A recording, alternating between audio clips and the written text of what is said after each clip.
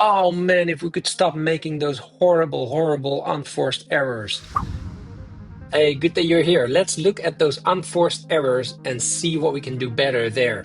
Thanks for sending in this game. Halfway through it, we will look at the formations and the choices that you make there. I think it's better to work with CDMs, and I'll show you why. And at the end, we also look at our opponent and what we can learn from him. But first of all, let's have a look at 10 unforced errors that we play in this game. And most of them lead to chances, and some of them even lead to goals. Let's get started. I must say this game has high lag and red flags and jitter. And we know from my other connection video how hard it is to win those games. And yeah, you should have a look if you haven't seen it yet. First situation here is we get the ball with Zidane and we pass it to Ronaldinho. And Ronaldinho turns and passes it to Lam, who's free basically. But he makes a heavy touch, loses the ball. And this is in the second minute of the game, and it will lead to the eventual one goal against. This is what you do nicely. You cover the pass, so he tries to shoot it in, but then you kind of panic. We'll look at that later. But here's the first moment. If we don't lose the ball here, we don't get the first goal against. But look what you do. It's an R2 button, right? So it's a heavy touch because you want to run. But instead, if you turn back, you wouldn't have lost the ball there. And now your left back is out of position and he has a winger there. So he just rushes to the baseline and then tries to, pass to Ronaldo, but he can't, so he'll shoot at the target himself. And he's unlucky there, but you're panicking. Look at the buttons on your controller there. All the buttons are pressed and you triangle it away to, I'm guessing, Ethan Mbappe, but yeah, just in the direction of Ethan Mbappe is Ronaldo. And he just scores that first goal. So that's just such a waste of a ball possession, and it leads to a first goal against. So the second one is a legit dispossession. I mean, with legit, I mean you need to try something with your striker sometimes, and you do, and it doesn't work, but that's okay. That's the ones I won't look at for this video. I must say there's a lot of good passing going on throughout the whole game, but you do hang on to the same idea a couple times. Here, we pass back and forth between Ronaldinho and Ethan Mbappe, which is fine, but your opponent reads it and covers Ronaldinho. And look at it here. You can totally tell that he's on you, and still you press the pass button, right? So he's covered, and then we still pass. So obviously we're gonna lose the ball there. It brings me to this point. Have a look at your radar. The grayed out area is what you don't see on your screen, because this is how zoomed in you are, right? Look at the players where they are, just count them. This is what you see, or just about what you see, which means you lose quite a bit of information. I would say go into your camera settings and just give yourself a little bit of an advantage. I think you're already on co-op camera, right? But just make sure that the height of the camera is all the way up to 20. And then the far side focus is of the penalty zoom. Well, I have that on. You can turn it on or off. That's up to you. But the camera height and the camera zoom, those are most important. Up all the way and off all the way. So you have most of the pitch that you can see just on screen. So you don't need to glance at the radar too much. And next up, we're in the midfield with Matuidi.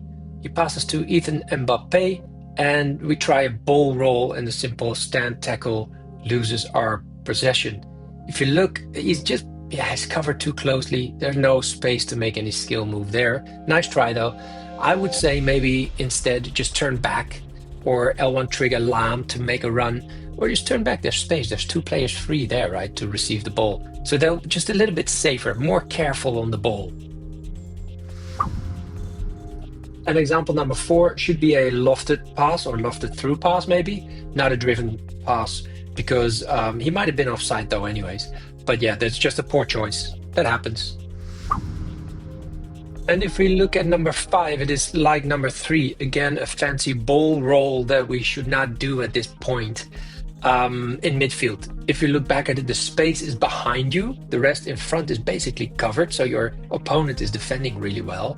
There could be an L1 trigger maybe to your left back, or just, recycle the ball, go back, have another go and see if he makes a mistake. I mean, we're never going to get it to 100% not giving the ball away, surely.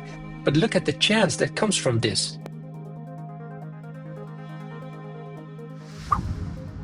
And this one, I thought at first is a heavy touch, just unlucky touch. but it wasn't. If you look again, you can see that the space is actually on the other side of the pitch, so a long cross would have been helpful there. Instead, we pass it into the tight area. It just makes it easier for the opponent to defend us. So yeah, adjust those camera settings, man. And then in the top, we see the jitter come up, severe jitter. So if you've seen my other video, you know how hard it is to play these games. And also, we can blame EA, and we should blame EA, but there's more to it than just that. So just watch the other video, because you can go crazy getting worked up over that. I just hope that you don't have to play all your games like this. And then we're on to number 7. We're playing around in midfield again, and we L1 trigger Zidane for a run. And once that's in your head, it's really hard to let go of it. But this pass isn't open anymore. The guy's covering it. So maybe that's also a bit of delay, because then you know, it's draggy and you don't time it that well. See, there's the packet loss. No, sorry, there's the high ping and there's the jitter again. So you're clearly on the downside of that here. So maybe that affects your decision making. And now we're halftime, and you kindly show us the formation that your opponent is using, and then you show us the formation that you are using. The 4-2-1-3 and the 4-2-3-1. So let's make you orange, and then we overlay the other one so you can see what that effectively does in game. If you look at it, his cam is so open. Your CMs need to cover that cam, and you need to manually pull them back all the time because they don't sink that low, whereas CDMs sit much lower in the pitch. So if in this situation, when you have the ball, his CDMs will be all the way down there, and you have a lot of attackers, surely, but he also has a lot of defenders. And when it's turned around and he has the ball, all of a sudden you only have 4 defenders and he has 4 attackers. And he does a little trick that I've seen him do a couple times that we'll get to later. But this is why I say it's better if you have 2 CDMs versus 2 CMs, because then you can have them sit lower so they can cut the passing lanes to the cam or from the cam to the other attackers. So at least you have something to say in a defensive way. I guess in the end that's a personal preference, but if I look at these formations and I see the trouble that we're in, you see that Zidane is free a lot of the times, and it's easy to pull you out of position because you're manually adjusting your CMs to cover passing lanes, etc. And as we go into the second half, I have fast forwarded it a little bit because there's a good defensive action here from you. You get the ball back. Now we have all the time, all the space on the other side of the pitch, and we give this pass through the middle to the side that we can see. But if you look at the radar, there's so much space, right? So why not just pass there? Now we know. Hopefully you'll adjust this, because this is such a waste, and it doesn't become a chance. You defend it anyways. So yeah, you can't get 100% right, but this is just such a waste to start without building up an attack in the second half. And then number 9 out of 10, we just forget to move into space, and there's not. He puts on pressure nicely, but there's space on the other side. So take a touch away, protect the ball first, and then go forward. But yeah, you're losing 4-1 in the 55th minute. It makes sense that you are in a bit of a hurry though. And this one I can really take to heart. Once the first pass doesn't work, I still have it in my mind and I want to keep pushing the same pass. But this is blocked, so change directions. Go back to safety, turn around, recycle, and try again. And this bonus one is a tip to be a little bit more careful overall. There are 5 defenders around your striker. So is he really going to outrun all of these defenders? Or should we just find space in the pitch and not lose the ball there at least? Even though we're losing and we're in a bit of a hurry, we need to be protective of the ball. So, and then we move on to what we can learn from our opponent. If you see here, he does the same trick a couple of times. He keeps trying to put you 2 versus 1. So what you can do is pull your CDM back, or CM in this case, pull him back to cover that run. Because now you're covering it with your left back, and then your left CB will come back. Luckily you get the ball here, but your opponent does this a couple times, and it took me a while to recognize the pattern. See, now he tries it again, but because you cover the run with your CM, he just makes a different decision, and he goes back to Zidane.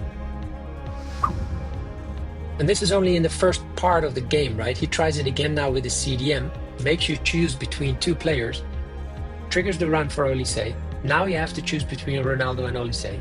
That's a tough choice to make. You stand your ground, you cover the passing lane, that's really good, but you've done it before, and now he has a bit of a better angle and he can just curl it in really nicely. It's a beautiful goal. It's a nice trick. It's good to know that he plays like this if we recognize it in game, because when we cover those runs, he doesn't make them. But this dude is good at abusing that system. This is a variant on it. And yeah, this is just really hard to cover.